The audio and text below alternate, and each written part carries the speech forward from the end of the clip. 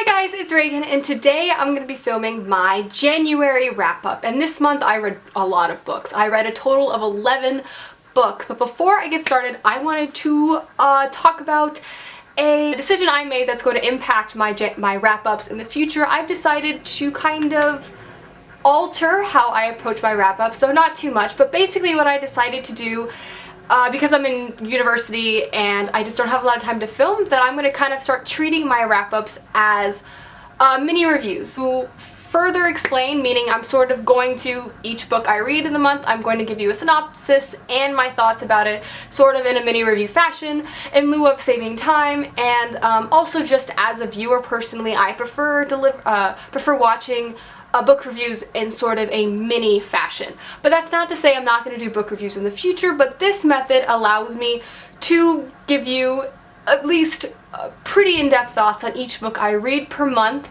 That being said, that means my wrap-ups are probably going to be a bit longer, especially if I read more books. But I hope you don't mind, and hopefully you like the change. I'm quite pleased with it, so hopefully you guys are too. But let's just get started in the wrap-up. So this month I read a total of 11 books, which I'm super thrilled with, because I have a Goodreads goal of 80 books this year, so that means I'm ahead, which gives me plenty of leeway during the busier months of my life during school. The very first book I read this month was a middle grade book, and it was Horense Miraculous Mechanisms by Lisa Evans. This is a super fun, just middle grade book. It follows a boy named S. Horton, and he moves back to his father's hometown with his family during the summertime. So he is bored, he doesn't know anyone, and basically he's wrapped up in this adventure by his great uncle, who was a magician, and he sets out to find his great uncle's missing magical workshop. This story was super duper fun. I have a really strong affinity towards middle grade books because I find them quirky and cool, and just they have a different tone than any other type of story.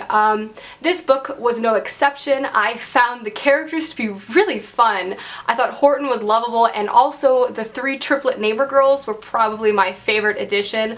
The characters were hilarious. The story was quick to read. It was like 200 something pages, but again, middle grade, so I read it in maybe a day and a half, and it was just a really enjoyable little story overall, and I want to continue on with the series, and I ended up giving this book a 4 out of 5 on Goodreads. The next book I read was The Assassin's Curse by Cassandra Rose Clark. Going into this book, I was super duper excited because it was combining fantasy elements that I just really wanted to read, which was pirate and assassin and fantasy world. So going in, I was super excited, and this book delivered exactly the title and kind of ideally what I was expecting. It follows a girl who is a pirate and has been raised on the sea her entire life, but at the start of the book she's about to be married off by her family to another pirate family, which basically will squash her dreams of owning her own pirate ship and manning her own crew and basically making a name for herself. So on her wedding day, she runs away. She's not thrilled, which I was like, you go girl,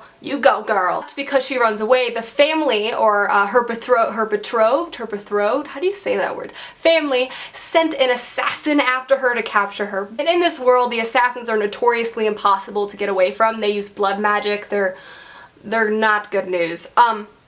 But while the assassin's trying to kill her, something happens which kind of intertwines their lives, whether they like it or not, and they have to get used to each other. I really enjoyed this story. I thought it was really, really fun, and I thought the characters are really fun. I thought the characters were probably the best part of the story. The world building was slightly lacking, but I thought the characters made up for it. The main character, the girl, was super strong, super headstrong, and I just liked her, and she had this she had pirate slang down. Like, I liked that she wasn't like a hoity-toity like girl, because she's a pirate. She's supposed to be, you know, like rough and tumble, and she was, which I thought was totally cool. The only problem I had was that it kind of ended abruptly, but then I found out that the publisher accidentally split the book in half to sell as 2 different books. So obviously that wasn't really the book's fault, but instead the publisher's fault, so I really didn't have really any faults with this book. So I ended up giving it a 4 out of 5 stars, super fun, and I plan on continuing on with the series with a pirate's wish. It's wish.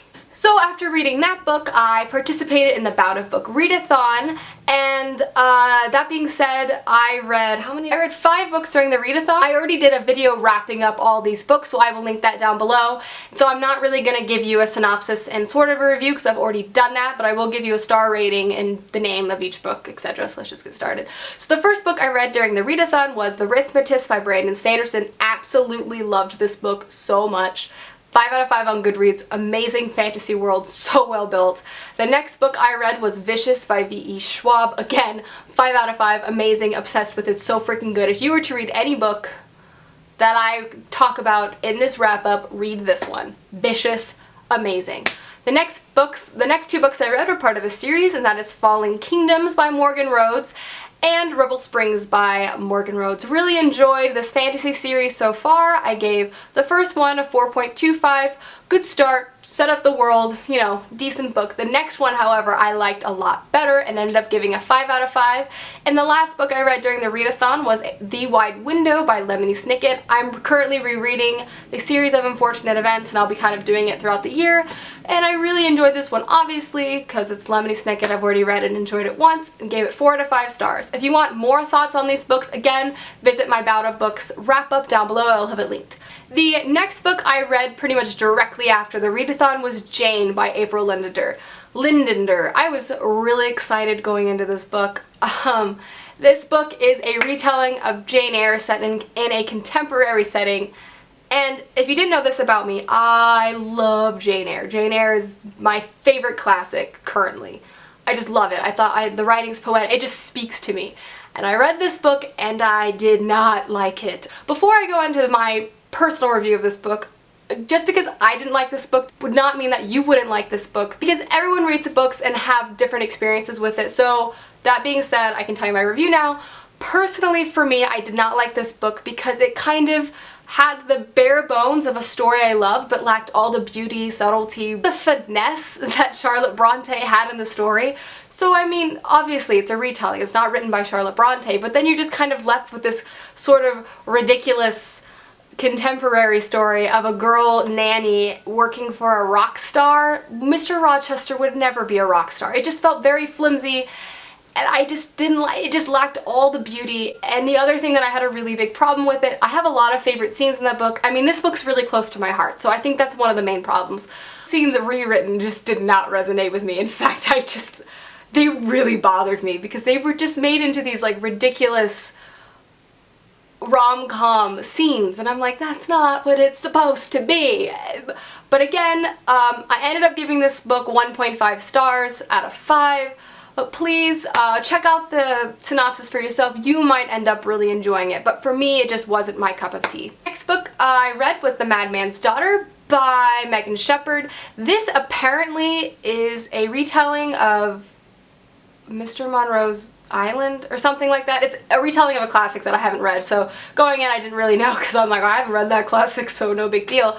But basically this follows a girl who fell from grace because of a controversy surrounding her father, who was a really well-known surgeon in London, but he started doing some surgeries that are considered unethical, experimenting with animals and things like that, so he kind of got exiled or arrested, she doesn't really know, and her mother recently died. So she's fallen from grace and working in really horrible conditions until one day she finds a boy that used to be her servant but she finds out that he is currently her father's assistant. So she finds out her father's alive and she travels with this assistant to his island.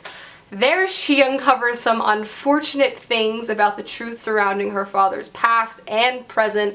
It's a very, very dark, gothic, historical fiction book. It really doesn't have any paranormal aspects. It's really just a dark historical fiction book.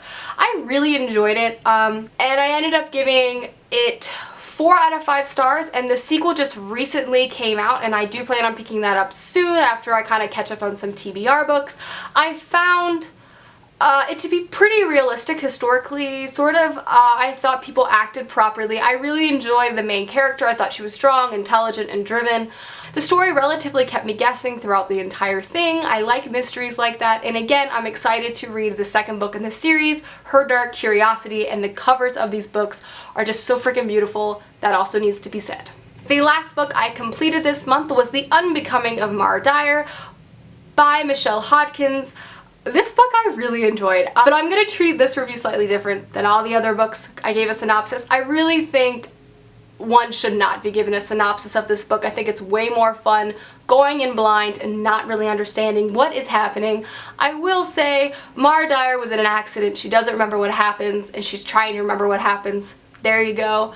I really enjoyed Mara Dyer as a character. I liked that she kind of had her priorities straight. She wasn't just completely focused on her love interest. Rather, she knew she wanted to figure out what the hell was wrong with her and figure out the mystery for herself. That being said, Noah Shaw was kind of ridiculous, but also ridiculously lovable at the same time. I really enjoyed this book, and I ended up giving it a 4.5 out of 5 on Goodreads, and it ended on quite the cliffhanger, so I really want to continue on with the series very, very soon. Alrighty guys, there is the end of my January wrap-up. Again, sorry this was so long, but again, change of format. I hope you don't mind. I hope you liked it. If you do like it, comment down below and tell me so, or like the video so I can kind of get some feedback. Yes, anyway, see you guys soon with another video. Bye!